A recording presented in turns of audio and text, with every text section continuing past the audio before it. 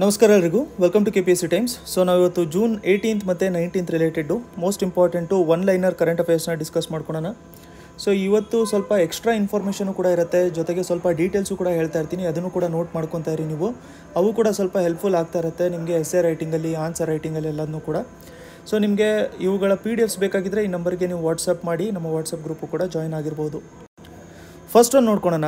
Cases under unlawful activities prevention act 1967 UAPA act ಅಂತ ಹೇಳ್ಬಿಟ್ಟು ಕರೀತಾರೆ ಅದನ್ನು. ಸೊ UAPA ಅನ್ನೋದೇ ಒಂದು ಆ್ಯಕ್ಟು. ಸೊ ಇದನ್ನು ಇನ್ವೆಸ್ಟಿಗೇಷನ್ ಯಾರು ಮಾಡ್ತಾರೆ ಅಂತ ಕೇಳಿದ್ರೆ ಅದಕ್ಕೆ ಆನ್ಸರ್ ನಮಗೆ ಸ್ಟೇಟ್ ಪೊಲೀಸು ಮತ್ತು ನ್ಯಾಷನಲ್ ಇನ್ವೆಸ್ಟಿಗೇಷನ್ ಏಜೆನ್ಸಿ. ಸೊ ಯಾರ್ಯಾರು ಮಾಡ್ತಾರೆ ಅಂತಂದರೆ ಸ್ಟೇಟ್ ಪೊಲೀಸು ಮತ್ತು ನ್ಯಾಷನಲ್ ಇನ್ವೆಸ್ಟಿಗೇಷನ್ ಏಜೆನ್ಸಿ. ಸೊ ಇವುಗಳ ಮೇಲೆ ಸ್ವಲ್ಪ ಡೀಟೇಲ್ಸ್ನ ನಾವು ನೋಡ್ಕೊಳ್ಳೋಣ. ಏನಾಗಿತ್ತು ರೀಸೆಂಟಾಗಿ ನೋಡಿ, ಡೆಲ್ಲಿ ಹೈಕೋರ್ಟ್ ಏನಿದೆಯಲ್ಲ, ಸೊ ಡೆಲ್ಲಿ ಹೈಕೋರ್ಟು ಒಂದು ಜಜ್ಮೆಂಟನ್ನು ಪಾಸ್ ಮಾಡ್ತು. ಒಂದು ಜಜ್ಮೆಂಟ್ ಏನು ಹೇಳ್ತು ಅಂತಂದರೆ, ಈ ಟೆರರಿಸ್ಟ್ ಆ್ಯಕ್ಟ್ ಅಂತ ಇರುತ್ತಲ್ಲ, ಟೆರರಿಸ್ಟ್ ಆ್ಯಕ್ಟ್ ಅಂತ ಇರುತ್ತೆ, ಅವನ್ನು ನಾವು UAPA ಅಂಡರಲ್ಲಿ ಡಿಕ್ಲೇರ್ ಮಾಡ್ಕೊತೀವಿ, ಅನ್ಲಾಫುಲ್ ಆ್ಯಕ್ಟಿವಿಟೀಸ್ ಪ್ರಿವೆನ್ಷನ್ ಆ್ಯಕ್ಟ್ ಅಂತ ಹೇಳ್ಬಿಟ್ಟು. ಸೊ ಟೆರರಿಸ್ಟ್ ಆ್ಯಕ್ಟು UAPA ಬರೀ ಇದು ಡಿಫೆನ್ಸ್ ಆಫ್ ಇಂಡಿಯಾ ಅಥವಾ ಇಂಡಿಯಾದು ಸೆಕ್ಯೂರಿಟಿಗೆ ಥ್ರೆಟ್ ಏನಾದರೂ ಬಂದಿದ್ದರೆ ಮಾತ್ರ ಅದನ್ನು ಡಿಕ್ಲೇರ್ ಮಾಡ್ಕೋಬೇಕು, ಆ ಆ್ಯಕ್ಟನ್ನು ಹಾಕಬೇಕು ಅಥವಾ ಆ ಆ್ಯಕ್ಟ್ ಅಂಡರಲ್ಲಿ ಪನಿಷ್ಮೆಂಟ್ನ ಕೊಡಬೇಕು. ನಾರ್ಮಲಾಗಿ ಆರ್ಡಿನರಿ ಲಾ ಅಥವಾ ಆರ್ಡಿನರಿ ಪ್ರಾಬ್ಲಮ್ಸ್ ಇದ್ರೂ ಕೂಡ ಅದನ್ನು ಟೆರರಿಸ್ಟ್ ಆ್ಯಕ್ಟ್ ಅಂತ ಹೇಳ್ಬಿಟ್ಟು ಡಿಕ್ಲೇರ್ ಮಾಡೋ ಹಾಗೆ ಇಲ್ಲ. ಇದಕ್ಕೆ ಎಕ್ಸಾಂಪಲ್ ಹೇಳಬೇಕು ಅಂತಂದರೆ, ಈಗ ಎಕ್ಸಾಂಪಲ್ ಒಂದು ಟೆರರಿಸ್ಟ್ ಅಟ್ಯಾಕ್ ಏನಾದರೂ ಆಗಿದೆ ಅಥವಾ ಟೆರರಿಸ್ಟ್ ಅಟ್ಯಾಕ್ ಆಗುವಂಥ ಸಿಚುವೇಶನ್ ಇರೋವಂಥದ್ದು ಏನಾದ್ರು ಮಾಡ್ತಾಯಿದ್ರೆ ಅದನ್ನು UAPA ಅಂಡರಲ್ಲಿ ಡಿಕ್ಲೇರ್ ಮಾಡ್ಕೋಬೋದು. ಇಲ್ಲ ಇನ್ನೊಂದು ಎಕ್ಸಾಂಪಲು, ಯಾರ್ದೋ ಒಬ್ರದ್ದು ಮನೇನ ಸೀಸ್ ಮಾಡಿದ್ದಾರೆ, ಅವ್ರ ಮೇಲೆ ಏನೋ ಅವರು ಅಟ್ಯಾಕ್ ಮಾಡೋವಂಥ ಪ್ರಾವಿಷನ್ ಇತ್ತು ಅಂತ ಹೇಳ್ಬಿಟ್ಟು, ಆದರೆ ಅಲ್ಲಿ ಆ ಮನೆಯಲ್ಲಿ ಬೇರೆ ಬೇರೆ ಥರದ್ದು ರಿಲಿಜಿಯಸ್ ಡಾಕ್ಯುಮೆಂಟ್ ಸಿಕ್ಕಿರ್ಬೋದು, ಇಲ್ಲಾಂತಂದರೆ ಅಜೆಂಡಾ ಸಿಕ್ಕಿರ್ಬೋದು. ಬರೀ ಆ ಎಜೆಂಡಾ ಬೇಸಿಸ್ ಮೇಲೇ ಡಿಕ್ಲೇರ್ ಮಾಡ್ಕೋಬೇಕು ಅಂತ ಹೇಳ್ಬಿಟ್ಟು ಅವ್ರನ್ನ ಏನು ಡಿಕ್ಲೇರ್ ಮಾಡಬಾರ್ದು ಅಂತ ಹೇಳ್ಬಿಟ್ಟು ಹೇಳ್ತಾ ಇರ್ತಾರೆ. ಸೊ ಈಗ ಅನ್ಲಾಫುಲ್ ಆ್ಯಕ್ಟಿವಿಟೀಸ್ ಪ್ರಿವೆನ್ಷನ್ ಆ್ಯಕ್ಟ್ ಅಂತ ಹೇಳಿ ನಾವು ನೋಡ್ಕೋಬೇಕು ಅಂದ ತಕ್ಷಣ ಇದೇನು ಮಾಡುತ್ತೆ, ಟೆರರಿಸ್ಟ್ ಆ್ಯಕ್ಟಿವಿಟೀಸ್ ಮೇಲೇ ಏನೇನು ಸ್ಪೆಷಲ್ ಪ್ರೊಸೀಜರ್ಸ್ ಇರುತ್ತೆ ಡೀಲ್ ಮಾಡ್ಕೊಳ್ಳೋದಕ್ಕೆ, ಅದನ್ನೆಲ್ಲ ಹೇಳ್ತಾ ಇರುತ್ತೆ. ಮೋಸ್ಟ್ ಇಂಪಾರ್ಟೆಂಟ್ ಪಾಯಿಂಟ್ ಏನು ಅಂತಂದರೆ ಇವುಗಳ ರಿಲೇಟೆಡು ಡೀಲ್ ಮಾಡೋವಂಥದ್ದು. ಈ ಎಕ್ಸಾಂಪಲು ಕರ್ನಾಟಕದಲ್ಲಿ ಆ ಥರದ್ದು ಏನಾದ್ರು ಆ್ಯಕ್ಟಿವಿಟೀಸು ಕಂಡುಹಿಡಿದು ಬಂದರೆ NIA ಅಂತ ಇದೆ. NIA ಅಂತಂದ್ರೇನು, ನ್ಯಾಷನಲ್ ಇನ್ವೆಸ್ಟಿಗೇಷನ್ ಏಜೆನ್ಸಿ.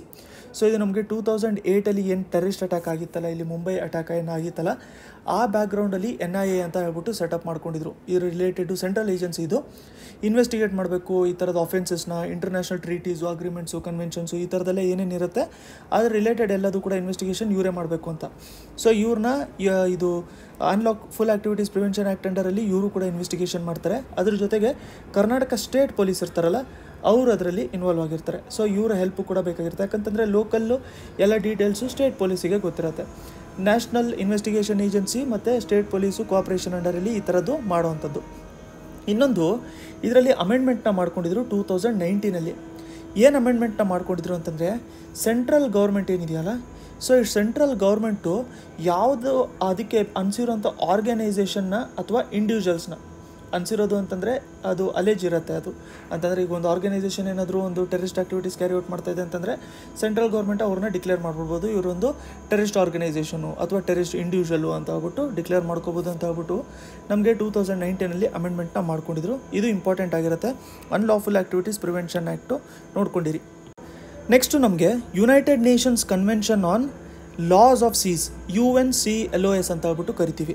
ಸೊ ಇದನ್ನು ಎಸ್ಟಾಬ್ಲಿಷ್ ಯಾವಾಗ ಮಾಡ್ಕೊಂಡಿದ್ದು ಅಂತಂದರೆ 1982 ಎಸ್ಟಾಬ್ಲಿಷ್ ಮಾಡ್ಕೊಂಡಿದ್ರು. ನೋಡಿ, ಇದು ಯಾಕೆ ನ್ಯೂಸಲ್ಲಿದೆ ಅಂತಂದರೆ ಇದು ತುಂಬ ವರ್ಷದಿಂದ ಇದೆ. ಆ್ಯಕ್ಚುಲಾಗಿ ಏನಾಗಿತ್ತು ಅಂತಂದರೆ, ನಮಗೆ ಮುಂಚೆ ಇಟಾಲಿಯನ್ ಮರೀನ್ಸ್ ಅಂತ ಒಂದು ಕೇಸ್ ಇದೆ, ಇಟಾಲಿಯನ್ ಮರೀನ್ಸು. ಸೊ ಇವ್ರು ಏನು ಮಾಡ್ಕೊಂಡಿದ್ರು ಅಂತಂದರೆ, ಇಲ್ಲಿ ನಮಗೆ ಲಕ್ಷದ್ವೀಪ್ ಐಲ್ಯಾಂಡ್ ಏನಿದೆಯಲ್ಲ, ಸೊ ಇಲ್ಲಿ ಎಕ್ಸಾಂಪಲ್ ನಾವು ಇಲ್ಲಿ ತೊಗೊಂಡ್ರೆ ಇಲ್ಲಿ ನಮಗೆ ಲಕ್ಷದ್ವೀಪ್ ಐಲ್ಯಾಂಡ್ ಇರೋವಂಥದ್ದು. ಸೊ ಇಲ್ಲಿ ಏನಾಗಿತ್ತು ಅಂತಂದರೆ, ಒಂದು ಇಟಾಲಿಯನ್ ಶಿಪ್ ಬಂದಿತ್ತು. ಆ ಇಟಾಲಿಯನ್ ಶಿಪ್ಪಿನ ಸುಮ್ಮನೆ ಇಲ್ಲೊಂದು ಶಿಪ್ ಡ್ರಾಯಿಂಗ್ ಮಾಡಿರ್ತೀನಿ ನಾನು. ಇಟಾಲಿಯನ್ ಶಿಪ್ಪಿನ ಹೆಸರು ಬಂದ್ಬಿಟ್ಟು ಏನು ಅಂತಂದರೆ ಎನ್ರಿಕಾ ಲೆಕ್ಸಿ ಅಂತ ಹೇಳ್ಬಿಟ್ಟು. ಸೊ ಇವ್ರು ಏನು ಮಾಡಿದರು ಅಂತಂದರೆ, ಇಲ್ಲೊಂದು 2-3 ಬೋಟ್ಗಳು ಬಂದಿತ್ತು. ಸೊ 2-3 ಬೋಟು ಇವರು ಫಿಶಿಂಗ್ ಮಾಡ್ತಾಯಿದ್ರು, ನಮ್ಮ ಫಿಷರ್ಮೆನ್ ಇದ್ರು ಇವರು. ಸೊ ಇವರು ಫಿಷರ್ಮೆನ್ ಇದ್ದರು. ಇವ್ರು ಏನು ಮಾಡಿದ್ರು ಅಂತಂದರೆ, ಈ ಶಿಪ್ಪು ಬಂದ್ಬಿಟ್ಟು ಇಟಾಲಿಯವ್ರದ್ದು. ಸೊ ಅದಕ್ಕೆ ಈ ಶಿಪ್ಪು ಏನು ಮಾಡ್ತು ಅಂತಂದರೆ, ಇವರು ಫಿಶಿಂಗ್ ಏನು ಮಾಡ್ತಾಯಿದ್ರು, ನಮ್ಮ ಟೆರಿಟರಿಯಲ್ಲಿ ಬಂದ್ಬಿಟ್ಟು ಈ ಶಿಪ್ಪಿಂದ 2 ಇಟಾಲಿಯನ್ನು ಇವ್ರನ್ನ ಶೂಟ್ ಮಾಡಿದ್ರು. ಇದರಲ್ಲಿ 2 ಫಿಷರ್ಮೆನಿನ ಡೆತ್ ಆಯಿತು. ಇದು ಯಾವಾಗ ಆಗಿದ್ದು ಅಂತಂದರೆ ಫೆಬ್ರವರಿ 2012 ಆಗಿರುವಂಥದ್ದು. ಅದಕ್ಕೆ ನೀವು ಇದನ್ನು ಎನ್ರಿಕಾ ಲೆಕ್ಸಿ ಕೇಸ್ ಅಂತಲೂ ಕೂಡ ನೋಡ್ಕೊಂಡಿರ್ಬೋದು, ಎನ್ರಿಕಾ ಲೆಕ್ಸಿ ಕೇಸ್ ಅಂತ. ಸೊ ಅದಾದಮೇಲೆ ಏನಾಯಿತು ಅಂತಂದರೆ ನಮ್ಮ ಪೊಲೀಸ್ ಆಫೀಸರ್ಸ್ ಎಲ್ಲರೂ ಕೂಡ ಇಲ್ಲಿ ಇಬ್ಬರು ಫಿಷರ್ಮೆನ್ ಇದ್ರಲ್ಲ ಅವ್ರನ್ನ ಅರೆಸ್ಟ್ ಮಾಡಿಕೊಂಡು ಕರ್ಕೊಂಡು ಬಂದಿದ್ದರು. ಅವಾಗಿಂದನೂ ಕೂಡ ಏನಾಗಿತ್ತು ಅಂತಂದರೆ ಇಟಲಿ ಫೈಟ್ ಮಾಡ್ತಾಯಿತ್ತು, ಈ ಫಿಷರ್ಮೆನ್ನ ನೀವು ವಾಪಸ್ ಕಳಿಸಿ ಅಂತ. ನಾವೇನು ಮಾಡಿದ್ವಿ ಅಂತಂದರೆ ಒಬ್ಬ ಫಿಷರ್ಮೆನ್ನ ವಾಪಸ್ ಕಳಿಸಿದ್ವಿ, ಇನ್ನೊಬ್ಬ ಫಿಷರ್ಮೆನ್ನ ಇಲ್ಲಿ ಸುಪ್ರೀಂ ಕೋರ್ಟಲ್ಲೇ ನಮಗೆ ಇದು ಪ್ರೊಸೀಡಿಂಗ್ಸ್ ನಡೀತಾಯಿತ್ತು. ಬಟ್ ಇಟಲಿ ಏನು ವಾದ ಮಾಡ್ತಾಯಿತ್ತು ಅಂತಂದರೆ ಇಲ್ಲಿ ಸುಪ್ರೀಂ ಕೋರ್ಟಲ್ಲಿ ಇದರ ಪ್ರೊಸೀಡಿಂಗ್ಸ್ ನಡೆಸೋದು ಬೇಡ, ಇವರು ನಮ್ಮ ಫಿಷರ್ಮೆನ್ ಆಗಿರೋದ್ರಿಂದ ಇಟಲಿಯಲ್ಲೇ ನಾವು ಅದರ ಪ್ರೊಸೀಡಿಂಗ್ಸ್ ನಡೆಸ್ತೀವಿ ಅಂತ. ನಾವು ಅದಕ್ಕೆ ಒಪ್ಕೊಂಡಿರಲಿಲ್ಲ. ಆ ಟೈಮಲ್ಲಿ ಇಟಲಿ ಏನು ಹೇಳಿತ್ತು ಅಂತಂದರೆ ನಾವು ನಿಮಗೆ ಕಂಪೆನ್ಸೇಷನ್ ಕೊಟ್ಟಿರ್ತೀವಿ, ಅವ್ರನ್ನ ಇಲ್ಲಿ ಕಳಿಸಿ, ಇಲ್ಲೇ ಅವ್ರ ಬಗ್ಗೆ ನಾವು ಏನೇನಿರುತ್ತೆ ಅದನ್ನೆಲ್ಲದು ಕೂಡ ನಡೆಸೋಣ ಅಂತ ಆಗ್ಬಿಟ್ಟು ಪ್ರೊಸೀಡಿಂಗ್ಸ್ ನಡೆಸೋಣ ಅಂತ ಆಗ್ಬಿಟ್ಟು ಹೇಳಿತ್ತು. ಅದಕ್ಕೆ ಒಪ್ಕೊಂಡಿರಲಿಲ್ಲ. ಅದಕ್ಕೆ ಏನಾಗಿತ್ತು ಅಂತಂದರೆ ಇಟಲಿ ಬಂದ್ಬಿಟ್ಟು ಇಲ್ಲಿ ಏನು ಇದು ನಮಗೆ United Nations Convention of laws of seas ಏನಿದೆಯಲ್ಲ, ಈ ಲಾಸ್ ಆಫ್ ಸೀಸ್ ಅಂಡರಲ್ಲಿ ಒಂದು ITLOS ಅಂತ ಬರುತ್ತೆ. ಸೊ ITLOS ಅಂತಂದ್ರೇನು? International tribunal. ಇದು ಯಾವುದ್ರದ್ದು ಅಂತಂದರೆ ಲಾಸ್ ಆಫ್ ಸೀಸು. ಸೊ ಸಿಯಲ್ಲಿ ಏನಾದ್ರು ವೈಲೆನ್ಸ್ ಆಗಿದ್ದಿದ್ರೆ ಅದರ ಅಂಡರಲ್ಲಿ ಎಸ್ಟಾಬ್ಲಿಷ್ ಮಾಡ್ಕೊಂಡಿರೋಂಥದ್ದು. ಇದು 1982 ಇದನ್ನು ಎಸ್ಟಾಬ್ಲಿಷು ಕೂಡ ಮಾಡ್ಕೊಂಡಿದ್ರು. ಸೊ ITLOSಗೆ ಹೋದರು ಯಾರು? ಇಟಲಿ. ಅಂದರೆ ಈ ಥರ ನಮ್ಮಲ್ಲಿ ಫಿಷರ್ಮೆನ್ನ ಇವರು ಇಂಡಿಯಾದವರು ಹಿಡ್ಕೊಂಡಿದ್ದಾರೆ ಅಂತ. ಆವಾಗಿಂದ ಕೇಸಸ್ಸು ನಡೀತಾ ಇತ್ತು. ಬಟ್ ಆ ಟೈಮಲ್ಲಿ ಏನಾಗಿತ್ತು ಅಂತಂದರೆ ಆವಾಗಿಂದ ಕೇಸಸ್ ನಡೀತಾ ಬರ್ತಾಯಿತ್ತು, ಅದ್ರ ಮೇಲೆ ರಿವ್ಯೂನು ಕೂಡ ಮಾಡ್ಕೋಬೇಕು ಅಂತ ಹೇಳ್ಬಿಟ್ಟು ಹೇಳ್ತಾಯಿತ್ತು. ರೀಸೆಂಟಾಗಿ ಇವಾಗ ಮೊನ್ನೆ ಇದ್ರದ್ದು ಜಜ್ಮೆಂಟು ಕೂಡ ಕೊಟ್ಟಿದೆ. ಈ ಜಜ್ಮೆಂಟಲ್ಲಿ ಅದು ಇಂಡಿಯಾಗೋಸ್ಕರ ಕೊಟ್ಟಿದೆಯೋ ಅಥವಾ ಇಟಲಿಗೋಸ್ಕರ ಕೊಟ್ಟಿದೆಯೋ ಅಂತ ಹೇಳ್ಬಿಟ್ಟು ಗೊತ್ತಾಗಲ್ಲ. ಬಟ್ ಒಂದೇನು ಹೇಳ್ತಾ ಇದೆ ಅಂತಂದರೆ ITLOS ಈ ಫಿಷರ್ಮೆನ್ನು ಕೂಡ ಇಟಲಿಗೆ ಕಳಿಸ್ಬಿಟ್ಟು ಇಲ್ಲಿಂದ ಕಂಪೆನ್ಸೇಷನ್ನ ನೀವು ಇಸ್ಕೊಂಡಿರಿ ಅಂತ ಹೇಳ್ಬಿಟ್ಟು ಹೇಳ್ತಾರೆ. ಇದು ಒಂದು ಈ ಜಜ್ಮೆಂಟ್ನ ನಾವು ಡೈರೆಕ್ಟಾಗಿ ನೋಡಿಕೊಂಡ್ರೆ ಇಂಡಿಯಾ ಒಂಥರ ಸೋತಿದೆ ಅಂತ ಹೇಳ್ಬಿಟ್ಟು. ಬಟ್ ಅದರಲ್ಲಿ ಕೆಲವೊಂದು ಡೀಟೇಲ್ಸ್ಗಳು ಕೂಡ ಇದ್ದಾವೆ. ಅಂತಂದರೆ ಇಟಲಿ ಹೇಳಿರುವಂಥದ್ದು ಕೆಲವೊಂದು ವೈಲೇಷನ್ಸು ಕೂಡ ಆಗುತ್ತೆ ಅಂತ. ಯಾಕಂತಂದರೆ ಇಟಲಿ ಏನು ಹೇಳ್ತಾ ಇದೆ ಅಂತಂದರೆ ನಾವು ಇದಕ್ಕೆ ಸ್ಟೇಟು ರೆಸ್ಕ್ಯೂ ಅಂತ ಹೇಳ್ಬಿಟ್ಟು ಕೊಟ್ಟಿರ್ತೀವಿ, ಅಥವಾ ಸ್ಟೇಟಿಂದ ಆಫೀಸರ್ಸ್ ಇರ್ತಾರೆ, ಅವ್ರಿಗೆ ನಮ್ಮ ಕಡೆಯಿಂದ ಪರ್ಮಿಷನ್ ಇರುತ್ತೆ, ಸ್ಟೇಟ್ ಆಫೀಸರ್ಸಿಗೆ ನಮ್ಮ ಕಡೆಯಿಂದ ಪರ್ಮಿಷನ್ಸ್ ಇರುತ್ತೆ, ಈ ಥರದ್ದು ನೀವು ಏನಾದ್ರು ಶೂಟ್ ಮಾಡ್ಕೋಬೋದು ಬೇರೆ ವಾಟರ್ಸಲ್ಲಿ ಅಂತ ಹೇಳ್ಬಿಟ್ಟು ಅವ್ರು ಹೇಳ್ತಾ ಇದ್ದಾರೆ. ಬಟ್ ಡಿಪ್ಲೊಮ್ಯಾಟ್ಸಿಗಷ್ಟೇ ಪರ್ಮಿಷನ್ ಇರುತ್ತೆ. ಅದು ವಿಯೆನ್ನಾ ಕನ್ವೆನ್ಷನ್ ಪ್ರಕಾರ ಡಿಪ್ಲೊಮ್ಯಾಟ್ಸಿಗಷ್ಟೇ ಪರ್ಮಿಷನ್ ಇರುತ್ತೆ. ಬಟ್ ಇವಾಗ ಸದ್ಯಕ್ಕೆ ಏನು ಸೆಟ್ಲ್ ಆಗಿರುವಂಥದ್ದು ಅಂತಂದರೆ 10 crores ಅವರು ಅಮೌಂಟು ಕೊಡ್ತಾ ಇದ್ದಾರೆ ಕಂಪೆನ್ಸೇಷನ್ ಅಂತ. ಸೊ ಇದಕ್ಕೋಸ್ಕರ ಇಂಡಿಯಾ ಒಪ್ಕೊಂಡು ಅದನ್ನು ಕಳಿಸ್ತಾ ಇದ್ದಾರೆ ಅವ್ರಿಗೆ. ಬಟ್ ಇದು ಕೇಸ್ ಬಂದ್ಬಿಟ್ಟು 2012 ಕೂಡ ನಡೀತಾ ಇರೋವಂಥದ್ದು. ಒಂದ್ಸರಿ ನೆನ್ಪಿಟ್ಕೊಂಡಿರಿ, ಆ ಹೆಸರು ಏನು ಶಿಪ್ಪಿಂದು ಅಂತಂದರೆ ಎನ್ರಿಕಾ ಲೆಕ್ಸಿ ಅಂತ ಹೇಳ್ಬಿಟ್ಟು ನೆನ್ಪಿಟ್ಕೊಂಡಿರಿ. ಸೊ ಅದೇ ಇಲ್ಲೂ ಕೂಡ ಕೇಳ್ತಾ ಇದ್ದಾರೆ ನೋಡಿ, judicial body establish by UNCLOS. ನಾವು ಅದನ್ನೇ ನೋಡ್ಕೊಂಡಿದ್ವಲ್ಲ ಇವಾಗ. ಸೊ ಅದ್ರ ಹೆಸರು ಏನು ಅಂತಂದರೆ ITLOS ಅಂತಂದ್ರೇನು?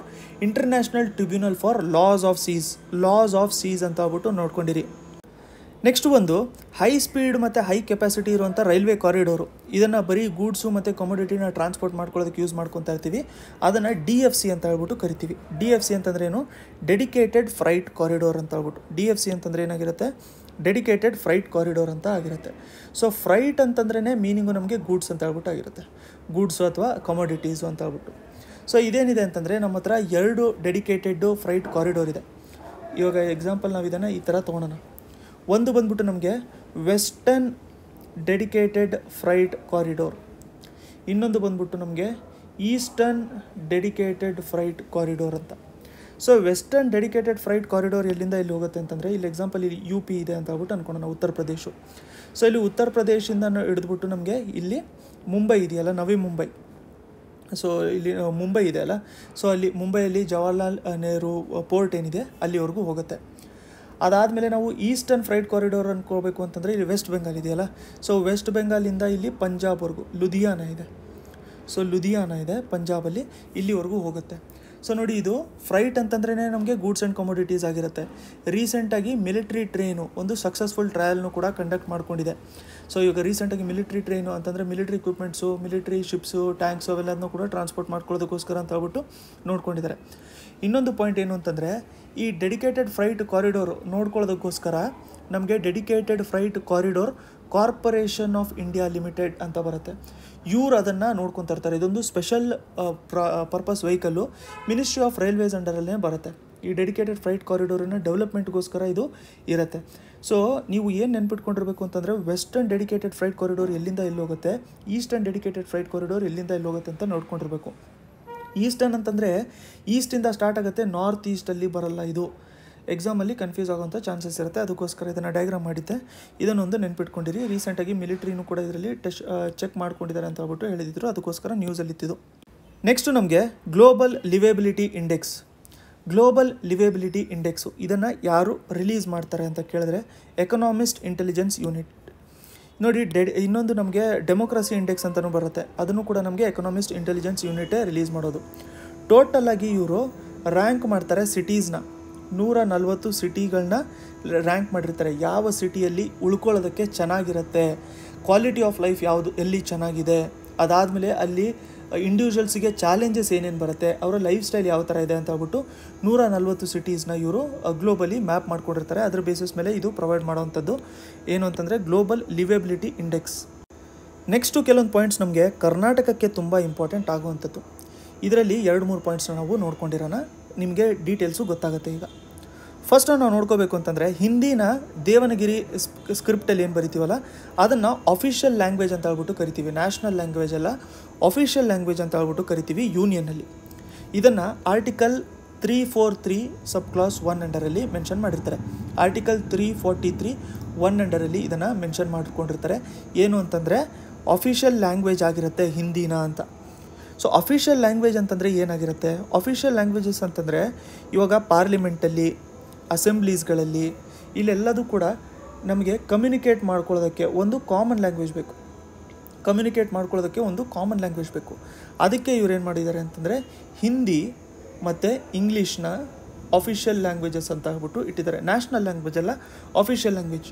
ಅಫಿಷಿಯಲ್ ಲ್ಯಾಂಗ್ವೇಜ್ ಅಂದರೆ ಏನಾಗುತ್ತೆ ಅಂತಂದರೆ ಅಲ್ಲಿ ಸ್ಟೇಟ್ ಇದು ಏನಾಗುತ್ತೆ ಅಂತಂದರೆ ಒಂಥರ ಅಫಿಷಿಯಲ್ ಲ್ಯಾಂಗ್ವೇಜಸ್ ಆ್ಯಕ್ಟ್ ಅಂತ ಒಂದು ಬರ್ತದೆ. ಅಫಿಷಿಯಲ್ ಲ್ಯಾಂಗ್ವೇಜಸ್ ಆ್ಯಕ್ಟು 1963 ಇದೇನು ಮಾಡುತ್ತೆ ಅಂತಂದರೆ ಇದರಲ್ಲಿ ಇಂಗ್ಲೀಷ್ನೂ ಕೂಡ ಒಂದು ಹಿಂದಿ ಜೊತೆ ಅಡಿಷ್ನಲ್ ಲ್ಯಾಂಗ್ವೇಜಸ್ಸು ಯೂನಿಯನ್ನು ಮತ್ತು ಬಿಸ್ನೆಸ್ ಟ್ರಾನ್ಸಾಕ್ಷನ್ ನಡೆಸಬೇಕು ಪಾರ್ಲಿಮೆಂಟಲ್ಲಿ ಅಂತ ಹೇಳ್ಬಿಟ್ಟು ಯೂಸ್ ಮಾಡ್ಕೊಳ್ಳೋಂಥದ್ದು. ಇದೇ ಲ್ಯಾಂಗ್ವೇಜ್ ಎಲ್ಲ ಕಡೆನೂ ಮಾತಾಡ್ತಾ ಅಡ್ಡಾಡಬೇಕು ಅಂತಲ್ಲ, ಇದನ್ನು ಯೂಸ್ ಮಾಡ್ಕೋಬೇಕು ಅಂತ ಹೇಳ್ಬಿಟ್ಟು ಹೇಳೋವಂಥದ್ದು. ಸೊ ಇದು ಯಾಕೆ ನ್ಯೂಸಲ್ಲಿದೆ ಅಂತಂದರೆ ಈಗ ತುಳು ಲ್ಯಾಂಗ್ವೇಜ್ ನಮಗೆ ಗೊತ್ತಿರಬೇಕಿದೆ ಎಸ್ಪೆಷಲಿ.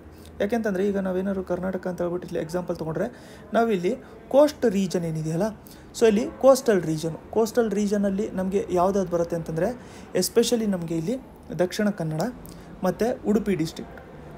ಸೊ ಉಡುಪಿ ಮತ್ತು ನಮಗೆ ಇಲ್ಲಿ ದಕ್ಷಿಣ ಕನ್ನಡ ಮತ್ತು ಕಾಸರಗೋಡು ರೀಜನ್ ಬರುತ್ತಲ್ಲ, ಈ ರೀಜನಲ್ಲಿ ನಮಗೆ ಜಾಸ್ತಿ ಮಾತಾಡುವಂಥದ್ದು ತುಳು ಲ್ಯಾಂಗ್ವೇಜು. ಸೊ ಎಷ್ಟು ವರ್ಷಗಳಿಂದ ಇವಾಗ ತುಳು ಲ್ಯಾಂಗ್ವೇಜಿಗೆ ಅಫಿಷಿಯಲ್ ಲ್ಯಾಂಗ್ವೇಜಸ್ ಸ್ಟೇಟಸ್ನ ಕೊಡಬೇಕು ಅಂತ ಹೇಳ್ಬಿಟ್ಟು, ಸೊ ತುಳು ಲ್ಯಾಂಗ್ವೇಜ್ನ 8th ಶೆಡ್ಯೂಲಲ್ಲಿ ಇನ್ಕ್ಲೂಡ್ ಮಾಡ್ಕೋಬೇಕು ಅಂತ ಹೇಳ್ಬಿಟ್ಟು ತುಂಬ ವರ್ಷದಿಂದ ಇವಾಗ ಅದರ ರಿಲೇಟೆಡ್ ಫೈಟ್ಸು ಕೂಡ ನಡೀತಾ ಇದೆ ತುಳು ಲ್ಯಾಂಗ್ವೇಜಸ್ನ. ಇವಾಗ 8th ಶೆಡ್ಯೂಲ್ ಅಂತ ಹೇಳಿ ಬಂದ ತಕ್ಷಣ ಟೋಟಲಾಗಿ 22 ಲ್ಯಾಂಗ್ವೇಜಸ್ಗಳಿದ್ದಾವೆ. ಈ 22 ಲ್ಯಾಂಗ್ವೇಜಸ್ಗಳನ್ನ ಒಂದ್ಸರಿ ನಾನು ಹೇಳಿರ್ತೀನಿ, ನೀವು ಅದನ್ನು ಸ್ಲೋ ಮಾಡಿಕೊಂಡು ಬರೀತಾ ಹೋಗ್ತಾಯಿರಿ. ನಾನು ಹೇಳ್ತಾ ಹೋಗ್ತೀನಿ ನೋಡಿ. ಫಸ್ಟು ಅಸ್ಸಾಮೀಸು, ಬೆಂಗಾಲಿ, ಗುಜರಾತಿ, ಹಿಂದಿ, ಕನ್ನಡ, ಕಾಶ್ಮೀರಿ, ಕೊಂಕಣಿ, ಮಲಯಾಳಮು, ಮಣಿಪುರಿ, ಮರಾಠಿ, ನೇಪಾಳಿ, ಒರಿಯಾ, ಪಂಜಾಬಿ, ಸಂಸ್ಕೃತ್, ಸಿಂಧಿ, ತಮಿಳು, ತೆಲುಗು, ಉರ್ದು, ಬೋಡೋ, ಸಂಥಲಿ, ಮೈಥಿಲಿ, ಡೋಗ್ರಿ ಇವೆಲ್ಲದೂ ಬಂದ್ಬಿಟ್ಟು 22 ಲ್ಯಾಂಗ್ವೇಜಸ್ಸು 8th ಶೆಡ್ಯೂಲಲ್ಲಿ ಇರುವಂಥದ್ದು. ಸೊ 8th ಶೆಡ್ಯೂಲಲ್ಲಿ ಇರೋವಂಥದ್ರಿಂದ ಏನು ಪ್ರಾವಿಷನು ಅಥವಾ ಏನು ಬೆನಿಫಿಟ್ಟು, ಯಾಕೆ ಹೋರಾಟ ಮಾಡಬೇಕು ಅಂತ ಕೇಳಿದ್ರೆ 8th ಶೆಡ್ಯೂಲಲ್ಲಿ ಲ್ಯಾಂಗ್ವೇಜ್ ಏನಾದರೂ ಇದ್ದರೆ ಅದನ್ನು ರೆಕಗ್ನೈಸ್ ಮಾಡ್ತಾರೆ ಅಫಿಷಿಯಲ್ ಲ್ಯಾಂಗ್ವೇಜ್ ಅಂತ ರೆಕಗ್ನೈಸ್ ಮಾಡ್ತಾರೆ ನೇಷನಲ್ಲಿ. ಅದ್ರ ಜೊತೆಗೆ ಸಾಹಿತ್ಯ ಅಕಾಡೆಮಿ ಅಂತ ಕೇಳಿರ್ತೀರ ನೀವು. ಸಾಹಿತ್ಯ ಅಕಾಡೆಮಿ ಅವಾರ್ಡ್ಸ್ ಎಲ್ಲ ಕೊಡ್ತಾರಲ್ಲ, ಇದು ಅವಾರ್ಡ್ ಕೊಡೋವಂಥದ್ದು ಇಲ್ಲಿ ರೆಕಗ್ನೈಸ್ ಮಾಡಿರೋವಂಥ ಲ್ಯಾಂಗ್ವೇಜಸಲ್ಲಿ ಬುಕ್ಕು ಬರೆದಿದ್ರೆ ಮಾತ್ರ ಅದನ್ನು ಅವಾರ್ಡ್ನ ಕೊಟ್ಟಿರ್ತಾರೆ. ಅದ್ರ ಜೊತೆಗೆ ಆ ಬುಕ್ಕನ್ನ ಬೇರೆ ಲ್ಯಾಂಗ್ವೇಜಸಲ್ಲೂ ಕೂಡ ಟ್ರಾನ್ಸ್ಲೇಟ್ ಮಾಡ್ಕೊಂಡಿರ್ತಾರೆ. ಅದ್ರ ಜೊತೆಗೆ ಈ ಕಾಂಪಿಟೇಟಿವ್ ಎಕ್ಸಾಮ್ಸ್ ಏನಿರ್ತಾವಲ್ಲ, ಕಾಂಪಿಟೇಟಿವ್ ಎಕ್ಸಾಮ್ಸಲ್ಲೂ ಕೂಡ ಈ ಲ್ಯಾಂಗ್ವೇಜಲ್ಲಿ ಬರಿಬೋದು ಅಂತ ಹೇಳ್ಬಿಟ್ಟು ಆಗುತ್ತೆ. ಸೊ ಅದಕ್ಕೋಸ್ಕರ ತುಂಬ ಜಾಸ್ತಿ ಇಲ್ಲಿ ಪ್ರತಿಭಟನೆ ಎಲ್ಲ ನಡೀತಾ ಇದೆ. 8th ಶೆಡ್ಯೂಲ್ ಒಂದು ನೆನ್ಪಿಟ್ಕೊಂಡಿರಿ. ಇವಾಗ ಹೇಳಿರುವಂಥ ಬೇಸಿಕ್ಸ್ ಎಲ್ಲದೂ ಕೂಡ ನಿಮಗೆ ಗೊತ್ತಾಗಿದೆ ಅಂತ ಹೇಳ್ಬಿಟ್ಟು ಅಂದ್ಕೊಂಡಿದ್ದೀನಿ. 8th ಶೆಡ್ಯೂಲು 22 ಲ್ಯಾಂಗ್ವೇಜಸ್ಸು, ನೇಪಾಳಿನೂ ಕೂಡ ಇನ್ವಾಲ್ವ್ ಆಗಿದೆ ಅದರಲ್ಲಿ. ಕನ್ಫ್ಯೂಸ್ ಮಾಡ್ಕೊಳ್ಳೋದಕ್ಕಂತ ಹೇಳ್ಬಿಟ್ಟು ನೇಪಾಳಿ ಯಾವಾಗಲೂ ಮೆನ್ಷನ್ ಮಾಡ್ತಾ ಇರ್ತಾರೆ. ನೇಪಾಳಿನೂ ಕೂಡ 22 ಲ್ಯಾಂಗ್ವೇಜಸಲ್ಲಿ ಒಂದು ಲ್ಯಾಂಗ್ವೇಜ್ ಆಗಿದೆ. ನೆಕ್ಸ್ಟು ಹೊಸದಾಗಿ ರೆಕಗ್ನೈಸ್ ಮಾಡಿರುವಂಥ ದೇಶ ಯಾವುದು, ಲೇಟೆಸ್ಟ್ ಕಂಟ್ರಿ ಯಾವುದು ಅಂತ ನಿಮ್ಗೇನಾದ್ರು ಕೇಳಿದ್ರೆ ಸೌತ್ ಸುಡಾನ್ ಒಂದು ಲೇಟೆಸ್ಟ್ ಕಂಟ್ರಿ. ಇದನ್ನು ಸುಡಾನಲ್ಲಿ ನಾರ್ತ್ ಸುಡಾನ್ ಮತ್ತು ಸೌತ್ ಸುಡಾನ್ ಅಂತ ಹೇಳ್ಬಿಟ್ಟು ಮಾಡ್ಕೊಂಡಿದ್ರು. ಅದಾದಮೇಲೆ ಇಂಡಸ್ ವ್ಯಾಲಿ ಡಾಕ್ಯಾರ್ಡ್ ಇದೆ, ಇದು ಸಬರ್ಮತಿ ರಿವರಿನ ಟ್ರಿಬ್ಯೂಟರಿ ಹತ್ರ ಬರುತ್ತಿದ್ದು ಅಂತ ಹೇಳ್ಬಿಟ್ಟು ಹೇಳ್ತಾ ಇದ್ದಾರೆ. ಅದರ ಹೆಸರು ಬಂದ್ಬಿಟ್ಟು ಲೋಥಲ್ ಆಗಿರುತ್ತೆ. ಸೊ ಒಂದು ಮ್ಯಾಪಲ್ಲಿ ನಾವು ಕಂಪ್ಲೀಟಾಗಿ ಯಾವುದ್ಯಾವುದು ನಮ್ಮ ಸೈಟ್ಸ್ ಇದ್ದಾವೆ, ಇಂಡಸ್ ವ್ಯಾಲಿ ಸೈಟ್ಸ್ ಇದ್ದಾವೆ, ಅದು ಯಾವ್ಯಾವ ಥರದ್ದು ನಮಗೆ ಕೋಸ್ಟಲ್ಲಿ ಇರುವಂಥ ಸೈಟ್ಸ್ ಯಾವ್ದಾವ್ದು ಇದ್ದಾವೆ ಅಂತ ಹೇಳ್ಬಿಟ್ಟು ನಾವು ನೋಡ್ಕೊಂಡಿರೋಣ. ಇಲ್ಲಿವರೆಗೂ ನೀವು ವೀಡಿಯೋನ ನೋಡ್ಕೊಂಡಿದ್ರೆ #ತುಳು ಅಂತ ಹೇಳ್ಬಿಟ್ಟು ಕಮೆಂಟ್ ಸೆಕ್ಷನಲ್ಲಿ ಕಮೆಂಟ್ ಮಾಡ್ಕೊಂಡಿರಿ. ಅದ್ರ ಜೊತೆಗೆ ನಿನ್ನೆ ಡಿಸ್ಕಸ್ ಮಾಡ್ಕೊಂಡಿರೋಂಥ ಕರೆಂಟ್ ಅಫೇರ್ಸಲ್ಲಿ ಪ್ಯಾಸಿಫೈ ಬಗ್ಗೆ ನಾನು ಹೇಳಿದ್ದೆ. ಇದೇನು ಅಂತ ಹೇಳ್ಬಿಟ್ಟು ನಿಮ್ಗೆ ಗೊತ್ತಿದ್ದರೆ ಕಮೆಂಟ್ ಸೆಕ್ಷನಲ್ಲಿ ಇದರ ಆನ್ಸರ್ನ ಕಮೆಂಟ್ ಮಾಡ್ಕೊಂಡಿರಿ. ನೀವು ಈ ನಂಬರಿಗೆ ಕಾಂಟ್ಯಾಕ್ಟ್ ಮಾಡಿಕೊಂಡು ನಮ್ಮ ವಾಟ್ಸಪ್ ಗ್ರೂಪ್ನೂ ಕೂಡ ಜಾಯ್ನ್ ಆಗಿರ್ಬೋದು. ನೆಕ್ಸ್ಟ್ ವೀಡಿಯೋಲಿ ಮತ್ತೆ ಸಿಗೋಣ.